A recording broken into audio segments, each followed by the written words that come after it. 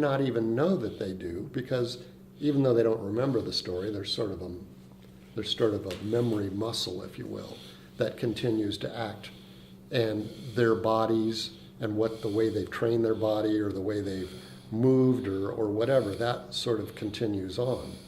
But all of these things are centered around the body and the story. So if we try and go past that barrier of the story, this is kind of where it gets uncomfortable for most people. Because if someone were to tell you, and you were to believe them without question, if they were to tell you that you're not your story, you're not your personality, of course the very first question would come up would be, well, who am I then? If I'm not that, then who am I? And that is actually the stepping off point of true inquiry about what you are. Because it's really easy to stop before that and say, well, I am my story.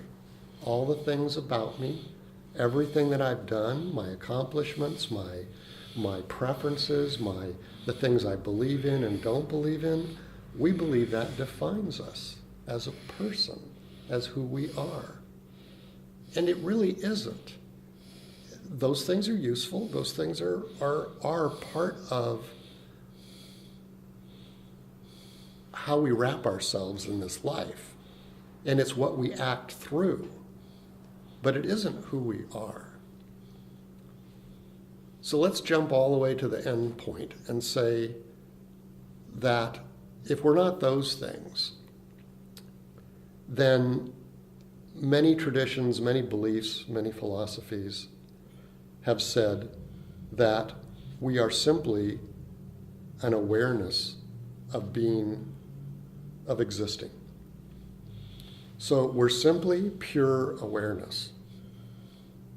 If you take away all of the thoughts and all of the personality, the stories, if you take away all the things that we think about, which is basically our story and the story of others, if you take that all away, what you're left with is simply the awareness of being, of existing.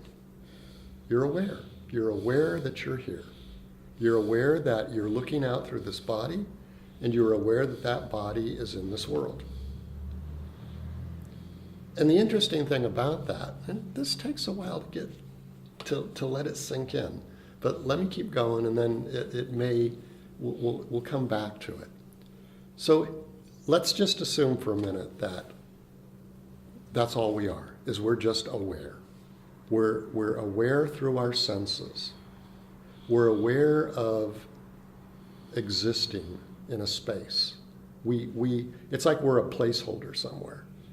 That there is an awareness that's aware of us in this place, in this moment. If that's all we are, then we all share one thing in common. We're all aware. If we're all aware, with no other trappings put on it, how is what you are different than what I am, if it's just awareness? So again, going back to many writings and many teachings of centuries past, some of the great masters have been hammering this into people for thousands of years, that we're all the same, that we all come from the same source, we're all made of the same stuff, and that the only thing that is real is the ability to be aware of existing.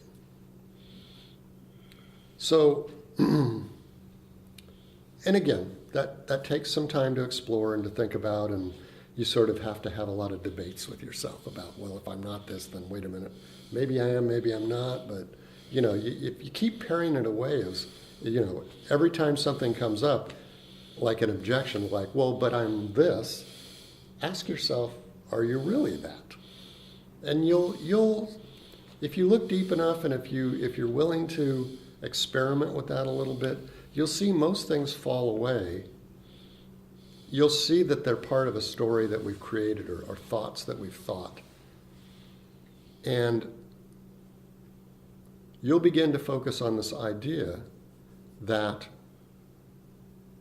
there is just, it's almost like a spark of life. It's that we just simply happen to be here, looking out through the eyes of this body, being able to hear and smell and touch through the senses of this body.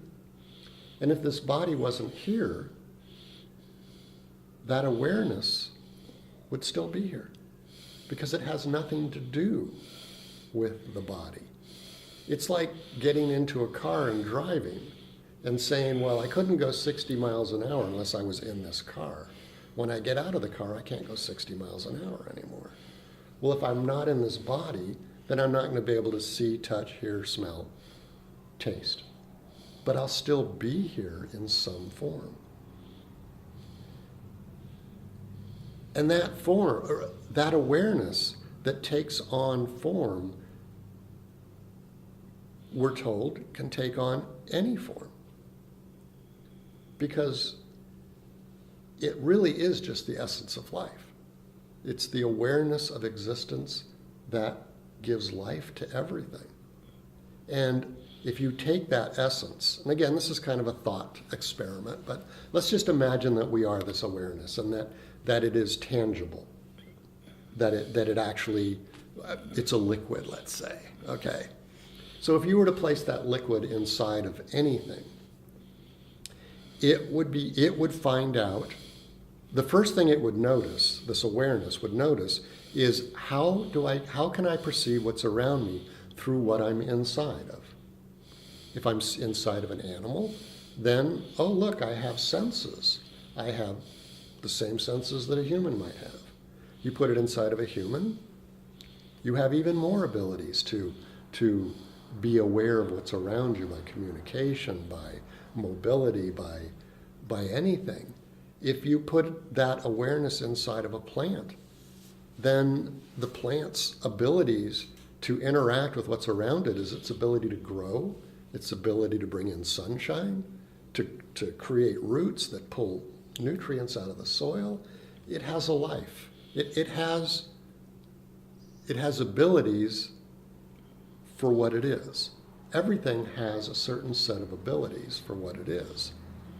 Everything that's quote, quote, alive, we'll leave it at that.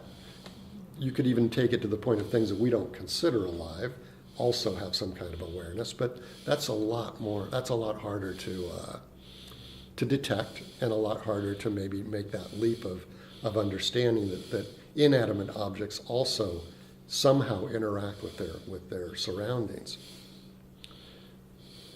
What I'm trying to drive at is, I want you to see the possibility that the true essence of what you are has nothing to do with your body or your story, that you happen to be